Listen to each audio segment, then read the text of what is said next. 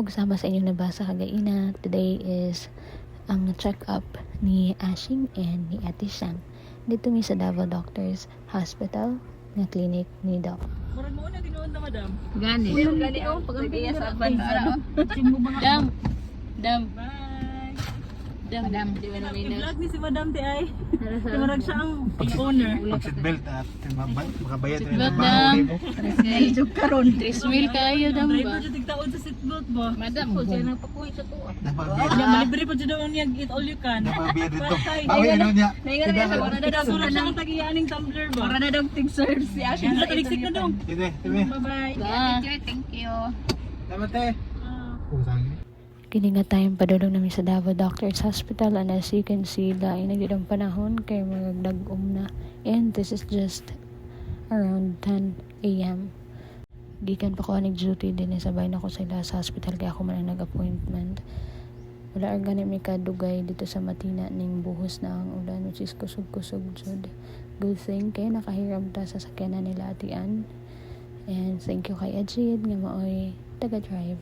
As you can see sa bangkiruhan, nagbaha na siya dayon. Pagani nagdugay ang ulan.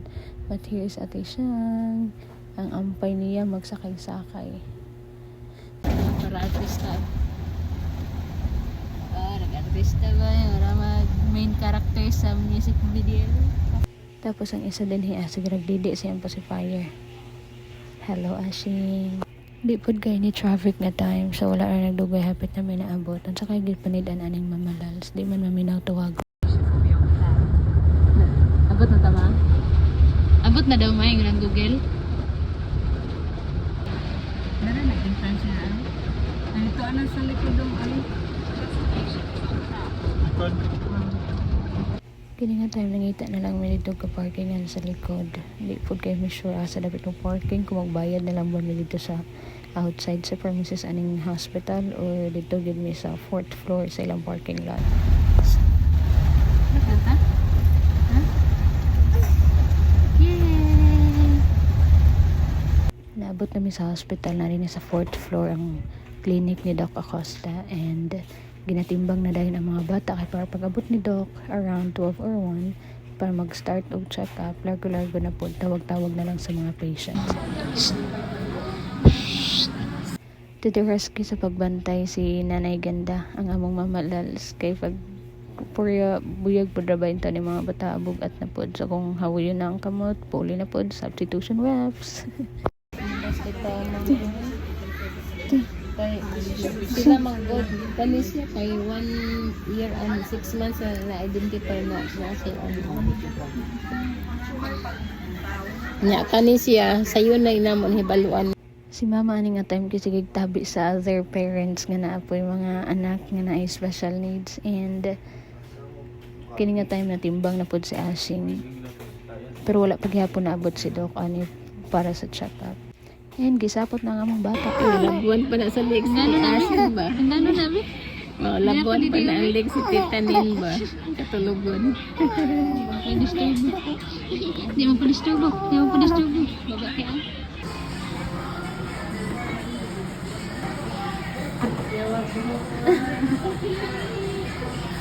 Yawag bukay. Anak lang, gisapot na gani, sungugon pa. Si ate siyang aning kigigawas na pod. Kay more mairita na siya dito sulod nga sige na siya puyo. Gusto niya siya magsiyad ato gawas. Cheka-cheka na din ang mga nanay ng parabang na lang sa among barangay na sa balay day. Ang sakay topic ka na nila. Basi kakapoy. Ikapoy na po ng mga nagbantay. Uy. Bidaw. Kini na pong isa tong surang-surangon. Pero very madam, tanawa, murag nag-iyas clinic. Giling, gihigdaan na niya ng lingkuranan dira. Kaya di gusto disturbuhon.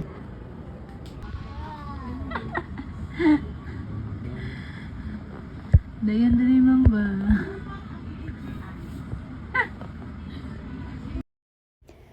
Kini nga time kay hapit na gid sila matawag. Imagine, before 11 a.m. na din hiya. And this is almost 5 p.m. Masa pa natawag. And there ang natama ng video kay bawal na mag-record. This time, nakagawas namin sa clinic in the hospital. Panagulat lang kay Edwin. The original plan is after the check-up, malargo na sila pa downtown kaya makauli na sa Gobjan. But since hapon na po kaayo, it's time na lang na mag-dinner daan. Kaya luwi po ng mga bata magutman sa dalan. 5 hours pa ang biyahe pa uli sa Gobjan since wala sila nag-commute. Basta Ang isa na kayo sa asa. Itong nabiyan. As you can see, we're back to Matina kay lagi manihapon sa midaan sa boarding house.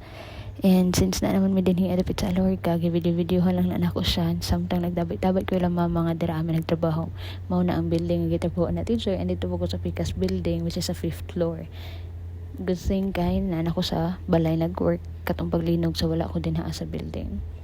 But thank God kay safe man ang tanang na nagtrabaho that time. Medyo makita na gid po ninyo ang pag ngit-ngit na sa palibot. Kay this is past 5 p.m. na. Naabot namin sa boarding house. Pasensya na ang kakalat din ha. Sa Ate Joy nakatrabaho na and namalit rami og sudan nga lechon manok og rice tapos kanang kinupsan dala na nila mama kagay na. Ang mga bata pa unahon na og kaundaan sa kami mga usa si mama mo kaon kay naguna-una nako. And katungan night pudi ay kay nag-duty pa ko.